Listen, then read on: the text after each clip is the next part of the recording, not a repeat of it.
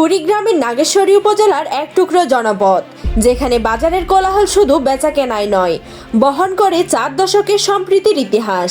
ভিতরবন্দ ইউনিয়নের ডাকনিপাট বাজার, যেখানে 4 দশক ধরে বিক্রি হয়নি গরুর মাংস। হিন্দু অধ্যুষিত এই এলাকায় মুসলমানদের সাথে পারস্পরিক সমঝোতার ভিত্তিতে চলে আসছে এই প্রথা।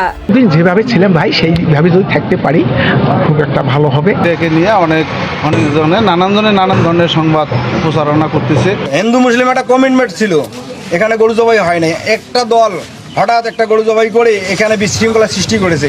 এই বিশৃঙ্খলা আমরা চাই। তবে এ বাজারে শুধু খাসি আর মুরগির মাংস বিক্রি হলেও সম্প্রতি গত ঈদ উল ফিতরকে কেন্দ্র করে এই প্রথা ভেঙে বাজারে একটি গরু জবাই করা হয়। বিষয়টি সামাজিক যোগাযোগ মাধ্যমে ছড়িয়ে পড়লে এলাকায় সমালোচনার সৃষ্টি হয়। এরই পরিপ্রেক্ষিতে স্থানীয় জনপ্রতিনিধি নিয়ে বৈঠকে বসে। এলাকার মানুষের সিদ্ধান্ত হয় আগের প্রথা বহাল রাখার।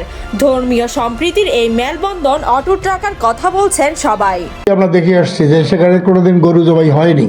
এক আর্মির রিটায়ার ব্যক্তি উনি এসে একটি গরু জবাই করার পরে স্থানীয়ভাবে হিন্দু মুসলমানদের মধ্যে একটা প্রতিক্রিয়া হয়। এখানে একটি পক্ষ, একটি মহল একটা বিতর্কিত ঘটনার সৃষ্টি করার পায়তারা করছে, যেটা কোনোভাবেই কাম্য নয়।